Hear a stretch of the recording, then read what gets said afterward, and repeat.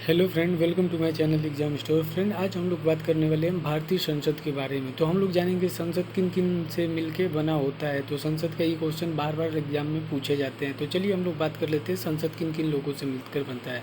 तो भारतीय संसद जो है वो राष्ट्रपति, राज्यसभा और लोकसभा से ही तीनों से मिलकर बनती है। कभी आप ये मत बताइएगा राज्यसभा और लोकसभा, राष्ट्रपति को आप इग्नोर कर दोगे तो गलत हो जाएगा। तो हमेशा आपको बताना है राष्ट्रपति तीन लोगों से मिलकर संसद तीन लोगों से मिलकर बनता है, राष्ट्रपति, राज्यसभा और लोकसभा। ओके फ्रेंड, तो अब हम लोग जान लेते हैं भारतीय संघ राज्य की विधायी शक्ति जो है भारत की संसद में सन्निहित है। अब हम लोग सबसे पहले राज्यसभा के बारे में बात करते हैं। तो राज्यसभा जो होता है संसद का उच्च एवं द्वितीय सदन होता है। क्या होता है? उच्च एवं द्वितीय सदन। तो इसका मतलब आपको पता चल जाएगा, निम्न सदन जो होगा लोकसभा हो जाएगा और उसका प्रथम सदन भी हम लोग उसको कहते हैं। तो हम लोग पहले अभी सिर्फ राज्यसभा के बारे में जानेंगे। तो राज्यसभा संसद का उच्च एवं द्वितीय सदन है।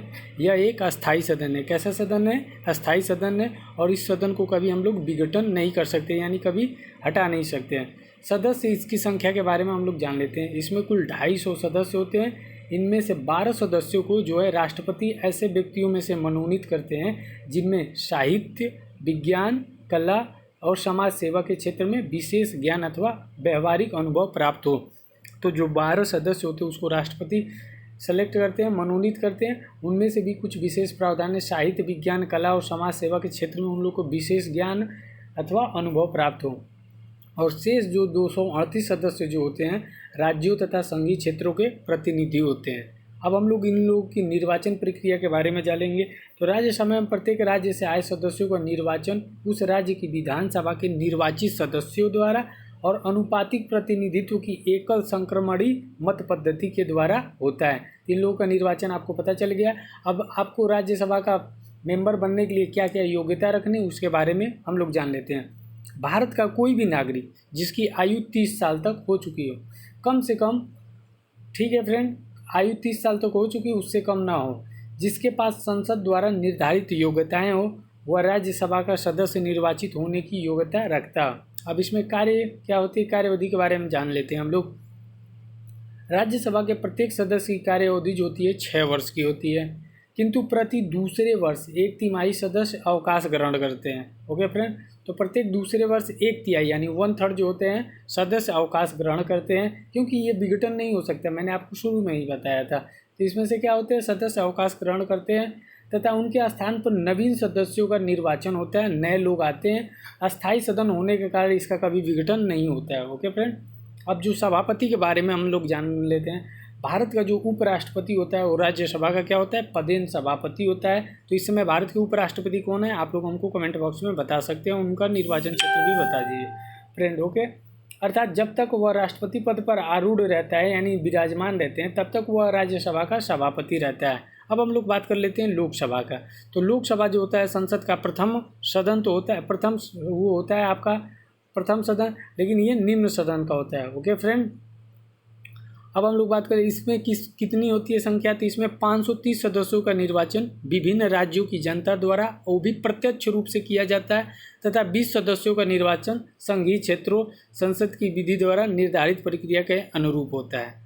अब हम लोग जान लेते हैं आंग्ल भारतीय समुदाय को सदस्यता क्या होती है। यदि आम चुनाव के बाद राष्ट्रपति को ऐसा लगे कि आंग्ल भारतीय समुदाय को लोकसभा में समुचित प्रतिनिधित्व प्राप्त नहीं हुआ है तो वह इस समुदाय के किन्हीं 2 व्यक्तियों को लोकसभा में मनोनीत कर सकता है। अब लोकसभा के चुनाव लड़ने के लिए या इसका मेंबर बनने के लिए क्या योग्यताएं होती हैं उसके बारे में हम लोग जान लेते हैं। लोकसभा के निर्वाचन में खड़े होने के लिए व्यक्ति के लिए आवश्यक कि वह भारत का पहला नागरिक हो और उसकी आयु जो हो कम से कम 25 साल का हो, यानी 25 साल का आयु पूरा कर चुका हो।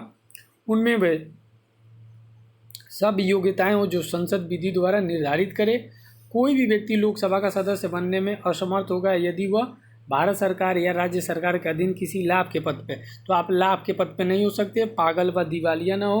ओके फ्रेंड, जो विकृतचित हो, अनुमोचित हो, दिवालिया हो, भारतीय नागरिक ना हो, उन लोग लोकसभा के सदस्य नहीं बन सकते हैं।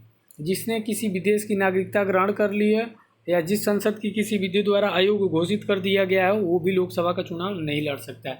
अब इन लोगों का कार्यकाल के बारे में हम लोग जान लेते हैं। तो लोकसभा का कार्यकाल 5 वर्ष का होता है, किंतु राष्ट्रपति इसमें पूर्व इसे विघटित कर सकता है। इसको विघटित किया जा सकता है, ओके फ्रेंड, किसकी मदद से? राष्ट्रपति से पूर्व भी विघटित, यानी 5 साल तक तो कार्यकाल होता है, इससे पूर्व भी राष्ट्रपति इसे विघटित कर सकते हैं।